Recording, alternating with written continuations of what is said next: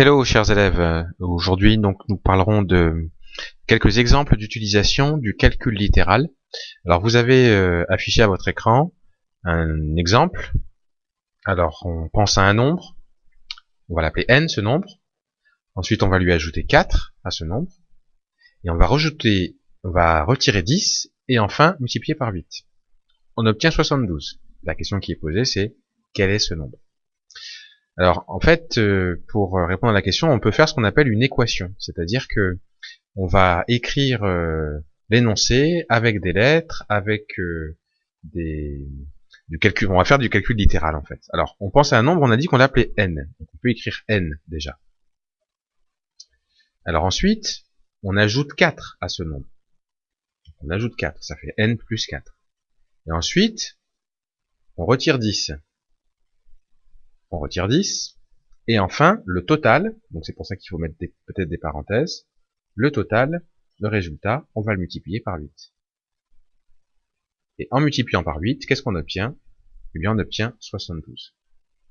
Alors, vous voyez ce que j'ai donc écrit, l'expression que j'ai écrite, l'égalité que j'ai écrite, c'est ce qu'on appelle une équation. Alors, vous apprendrez en quatrième comment résoudre une équation comme celle-ci, mais en tout cas, vous voyez au moins dans cet exemple que le calcul littéral, il peut servir à résoudre un problème concret.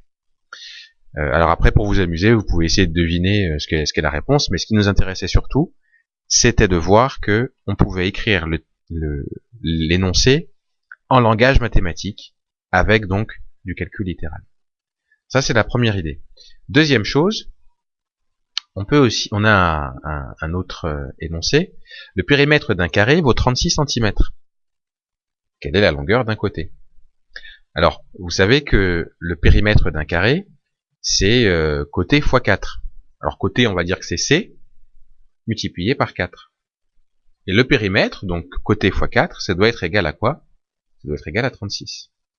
Donc là encore, c'est ce qu'on appelle une équation, avec du calcul littéral, parce que on a des nombres et des lettres.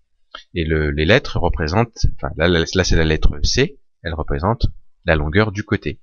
Alors là encore, pareil, vous pouvez vous amuser à essayer de trouver la réponse à cette question. Si on a le périmètre d'un carré qui fait 36, combien fait la longueur d'un côté? Mais ce qui est important, c'est de voir que c'est le calcul littéral qui permet rapidement de trouver le résultat.